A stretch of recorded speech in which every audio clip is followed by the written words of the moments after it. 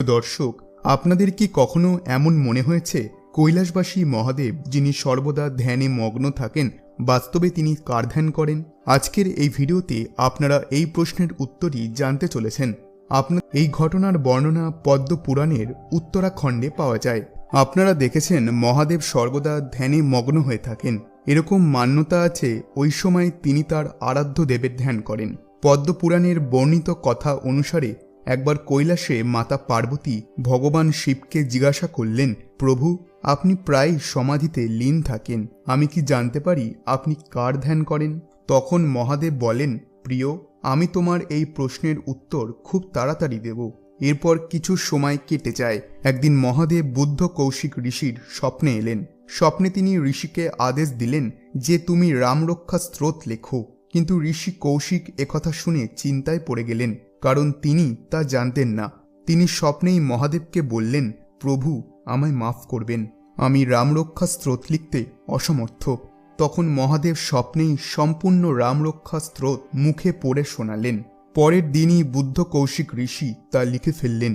এরপর ভগবান শিব মাতা পার্বতীকে বললেন, হে প্রিয়, আমি সবসময় রামনামই স্মরণ করি। এই শুনে মাতা পার্বতী বললেন, হে স্বামী, শ্রীরাম তো বিষ্ণুজির অবতার, তাহলে আপনি বিষ্ণুজির নাম স্মরণ না করে শ্রীরামের নামের স্মরণ কেন করেন?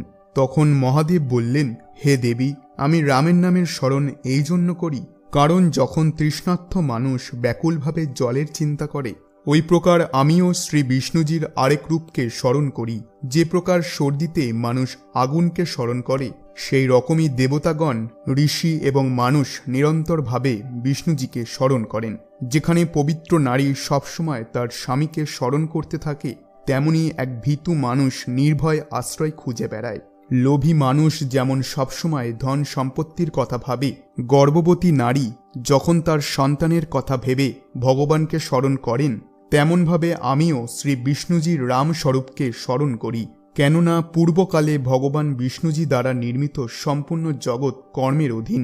শুধু তাই নয়, রাম নাম বিষ্ণুজির সহস্র নামের সমান। এই জন্য আমি সর্বদা রাম নাম জপ করি। কিন্তু প্রিয় দর্শক, আপনারা দেখে থাকবেন ভগবান রাম স্বয়ং মহাদেবেরই আরাধনা করেন।